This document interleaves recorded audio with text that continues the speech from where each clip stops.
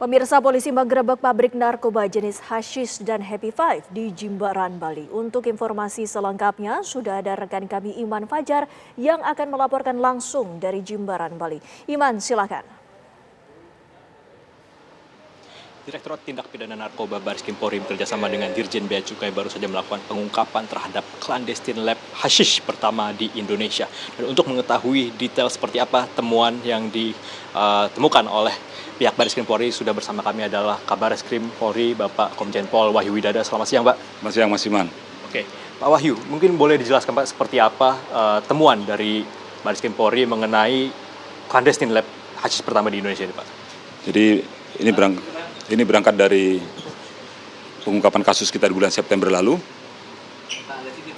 di Yogyakarta, yang dimana kita menemukan hashish pada 25 kilo yang akan dikirim ke luar negeri. Kemudian kita lakukan pendalaman oleh anggota kita sehingga kita temukan di beberapa wilayah di Bali ini. Tapi laboratorium ini berpindah-pindah. Ada sempat 3 kali pindah. Ini adalah laboratorium yang ketiga. Setelah pindah, ketahuan pindah ke sini. Nah, di sini baru bisa kita ungkap. Kemarin sore berhasil kita tindak di sini, kita temukan clandestine laboratorium ini yang memproduksi hashish dan beberapa produk yang lainnya. Kalau boleh dijelaskan, Pak, seperti apa sih bahan-bahan ataupun juga narkoba-narkoba yang ditemukan di pabrik ini, Pak? Mungkin boleh dijelaskan. Nah, di sini kita menemukan barang yang sudah jadi. Ini adalah hashish. Ada yang pakai warna kuning, emas, sama yang putih. Ini hanya yang membedakan adalah ukuran gram hasilnya. Yang 50 gram, yang putih 100 gram. Kemudian di sana adalah hashish yang belum dicetak. Kemudian kita juga menemukan barang yang sudah jadi, barang-barang bahan bakunya. Di sebelah sana mungkin Mas bisa dilihat, itu adalah untuk pembuatan Happy Five. Sebelahnya adalah batang-batang ganja yang sudah diprotolin dilepasin daun-daunnya. Kemudian yang 1, 2, 3 itu adalah bubuk hashishnya. Sementara barang lain yang kita temukan di sini adalah Happy Five dan juga pouch cartridge yang sudah diisi dengan cairan ganja, minyak ganja dengan hashish cair. Nah, sementara di tempat yang sana masih ada lagi cartridge hashish yang masih kosong.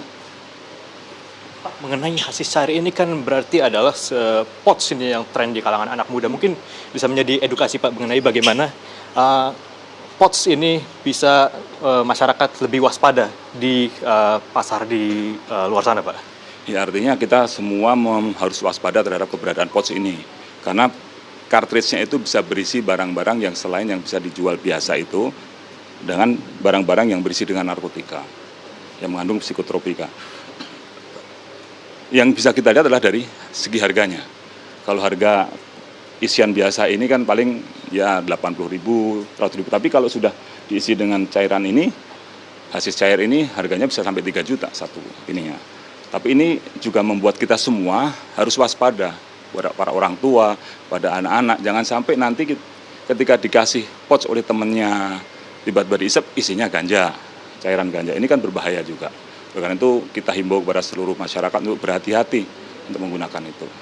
Kalau kita bicara soal penggerebekan ini, ada berapa orang yang dijadikan tersangka dan juga ada berapa yang masih dikejar, dan apakah ini terkait dengan jaringan-jaringan narkoba di luar sana, Pak? Sementara yang kita tangkap adalah para pelaku yang ada di sini ada 4 orang, kemudian masih ada DPO lagi, ada 4 orang lagi DPO. Kalau terkait dengan jaringan internasional, ini barang-barang ini kan juga sebagian juga dari luar yang masuk ke Indonesia, terutama untuk alat-alat cetak, alat-alat laboratoriumnya itu dikirim juga dari luar. Kemudian barang ini kan rencananya juga sebagian akan dikirim ke luar negeri. Jadi indikasi itu ada dan ini sedang dalam pendalaman kami. Distribusinya tidak hanya di dalam negeri namun juga ke luar negeri, ya, Pak, ya? Ya, betul. Mungkin terakhir, Pak, apa langkah selanjutnya yang akan dilakukan oleh Baris Krim Polri untuk mengungkap jaringan-jaringan narkoba lainnya, Pak? Tentu kita harus terus bekerja keras untuk menutup ruang-ruang gerak para pelaku.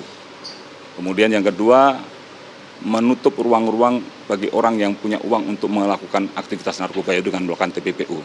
Kami juga mohon kepada masyarakat memberikan masukan-masukan, informasi-informasi. Kemarin yang kita tindak di Jambi juga salah satunya adalah hasil dari informasi masyarakat yang sampai ke kami kepada Polri, kepada saya, kemudian kita tidak lanjuti sehingga kita tangkap yang ada di Jambi. Ya. Pak Wahyu, terima kasih banyak atas waktunya dan semoga ke depannya Baris Krim Polri bisa mengungkap lebih banyak jaringan narkoba untuk kemudian bisa membebaskan Indonesia dari jerat bahaya narkoba. Terima kasih Pak atas waktunya. Itu dia pemirsa perbincangan kami dengan Kabaris Krim Polri Wahyu Hidayat mengenai penggerbekan clandestine lab yang ada di kawasan Jimbaran, Bali. Sementara itu kita kembalikan ke studio. Baik, terima kasih Iman Fajar melaporkan langsung dari Jimbaran, Bali.